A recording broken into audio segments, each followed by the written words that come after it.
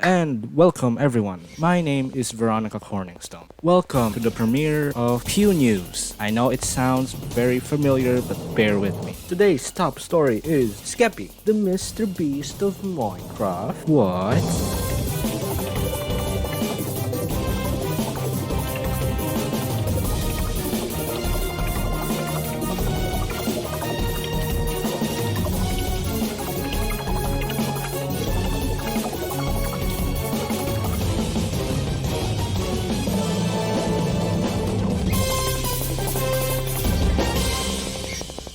Good evening. I am Veronica Corningstone, and today's top story is Skeppy. Now, if you look at his videos up until the point where it says he uploaded about a month ago, from a month ago up until now, his videos have been mostly comprised of him doing challenge videos with about 100 people, and most of these videos are hitting at least a million views, if not all of them, or at least a million views, and there is a big cash prize attached to it.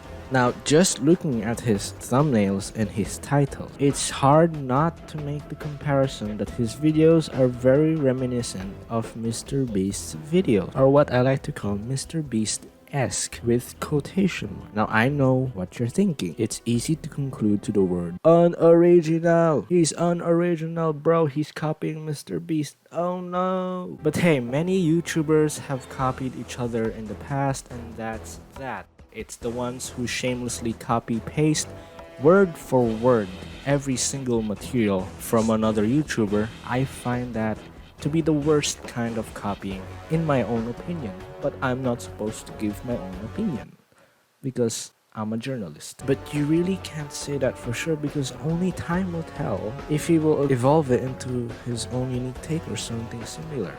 Like right now, he's doing it in Minecraft, you know? Maybe he will get his own unique take, kind of like how different artists cover an original take of a song to make it feel different. I guess if that's comparison that makes sense to you. So to join these events, they're completely free. Okay, joining is free, but there are ranks or passes. I'm going to refer to them as passes. Yeah, they're passes you can buy to get prioritized in the queue. There is a queue because thousands of people join his events. Naturally, because he has a large following on YouTube. Obviously, looking at the passes, they are a monthly subscription, and here are the fees. You can see. And you can see the very top one with I guess the top one gives the highest priority to that person, which is $50. That's a bit pricey in my personal opinion, but I am Veronica Corningstone, a journalist. I'm not supposed to give my opinion. What this means is that it's gonna make it very hard and difficult, or be even nearly impossible, for the people who don't have the pass to join. It's gonna, it's gonna be hard for them to join. That's what I just said. Looking at his videos again, he refers to his participants sometimes as kids. Now, with kids being a huge chunk of his participants, and kids being kids, they will be more likely to buy the passes with the help of their parents. But this is just my personal speculation. His videos are obviously targeted toward children. You can see it. It's even in some of his titles. He even says it in his videos. But I'm 100% sure that not every participant who participates is a kid. Now back to the story of the pass. Now that there's this pass included, it's essentially pay to win, or rather pay to participate, just to get into the events itself. Not everybody can afford, not everybody has money, Now all that I have just said would be relevant until I found a video of him saying this very recently as I was making this video. The TLDR here is that these giveaway event videos have been doing pretty well for him, and he enjoys doing these kind of videos. Now, because his videos have been doing so well, he decided to make a more systematic approach to the whole thing and made a new server dedicated to those events. This opened up the ranking or pass system that I was talking about earlier. These passes are a way of donating and supporting the events because obviously they use up a lot of resources to make them happen. He mentions that this was optional and that the passes are a way to secure a spot in those said events. He also mentions that he only expected a few people to buy the pass, but it turns out it was the opposite. This, however, reaches to the point where it's very difficult to play if you didn't buy the pass. He mentions that other people started getting angry because it essentially became paid to play. And here's what he has to say about his first solution to that very problem. Roll the footage, Ron. Now puts me in a place like, oh, what do I do now? Because it's like people have paid, so now they expect to play. So pretty much all day yesterday and the day before, I've been trying to think of a solution for, I guess we could call them casuals, for people who, don't want to donate. I've come up with things like add another event server purely for non-ranks, meaning everyone has non-ranks, meaning the first come first serve and no ranks. But I don't really think that solves much, because even if that's a thing, it sort of just will stack up with thousands of players, and then it still leaves us with people who can't play. And I just don't think it solves too much in my opinion. I mean, I wouldn't be opposed to doing it if people wanted, like, sure, I'll do it. I mean, I already hosted like 30 events where no one paid anyways, so it doesn't really bother me. I just don't think it solves anything. Back to you, Veronica. Oh yes, thank you, Ron. Now, since his first solution did not work to solve the problem, he proposed a second solution, as he says in this video. Roll the footage again, Mr. Burgundy.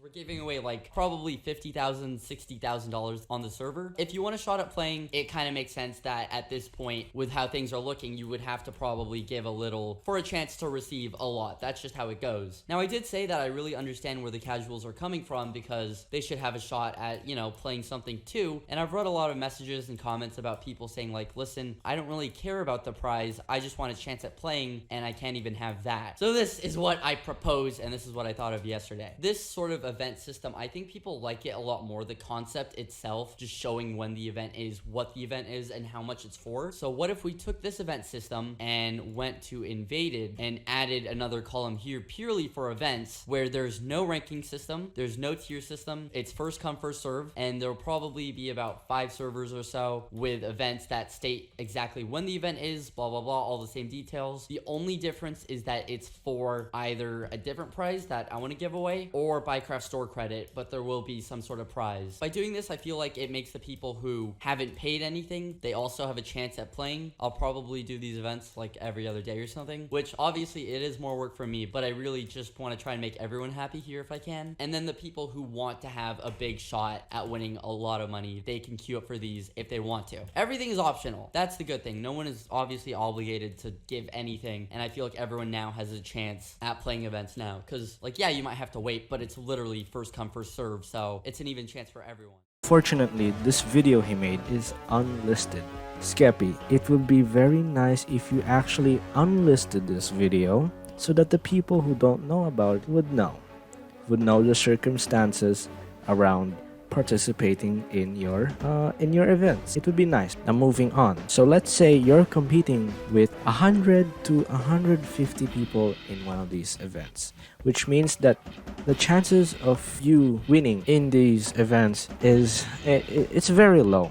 Only one person can win $1,000, unless maybe there's something that happens and the person that wins is a bit generous and he shares money.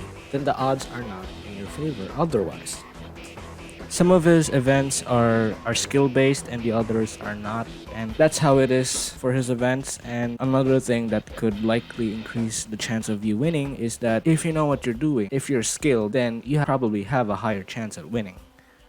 Now, I get it. It is the human instinct where after trying and doing hard work for something, then having a favorable reward stuck to the end of it is very much satisfying. That's what I think makes these events fun. That's why people enjoy it. It's hard not to resist the prize at the end of it for doing challenges, especially in a game like this, I'm also very aware that there's a percentage of people that actually just want to play the game for fun, and for those people, money is it's like a second thought to them. It's an afterthought, and they just want to play. I guess that's okay too. What's wrong with that? You could also say that this is a way to connect with your audience, and now that even non-donators have a chance to join, it becomes even more appealing. thanks to what he did. The thing that I notice is he also frequently, but not all the time, refers to his participants as kids. As I have said earlier, I am 100% sure that not all his participants are in fact kids, but they do take up a huge chunk of his following. No doubt about it. You can see videos online with kids posting about them talking about Skeppy. I'm gonna be telling you how to join Skeppy's events. Now we go on to theories and speculation about his genius to do what he does. Everything that's happening to him is owed to his wit. Number 1, his content is very MrBeast-esque. Number 2, there's a huge convincing reward for his challenges. And if you eventually win, the prizes feel satisfying depending on the amount of tries you make. Number 3, using Minecraft, the game, as a medium, which would obviously appeal to kids. Minecraft is a kid-friendly game, which obviously appeals to kids, and therefore he's targeting a younger audience. And number 4, the way Skeppy presents himself in his videos, the thumbnails and titles, and the video editing style. Like I said earlier, it's the way he presents in his videos is very enthusiastic about what he does. There's a lot of energy in the way he presents himself in the videos. He's a good entertainer. To sum it all up, the thumbnails and titles, very MrBeast looking. And last but not the least, number 5, the appeal of showing generosity like what MrBeast does in his videos by giving copious amounts of money works for him and is garnering and generating a lot of views for him and a large following. It all works for what it's worth. Now, out of all the good things that he's doing right, all of this is the culminating of these 5 things. It works for him extremely well. Good. He knows what he's doing. But to all this rainbows, enthusiasm that he shows in his videos, you must keep in mind that doing all of this is not easy. His merch, the YouTube ad rev, the sponsor, and especially the buyable passes for the events help him in making these videos, then recycle some of that money that he earns by giving some of it away in his events. The money obviously can't come out of thin air, and with the money that he has expensed, there are taxes to be paid with it. That's where I'm gonna stop right there, because I don't want to get into the financial territory.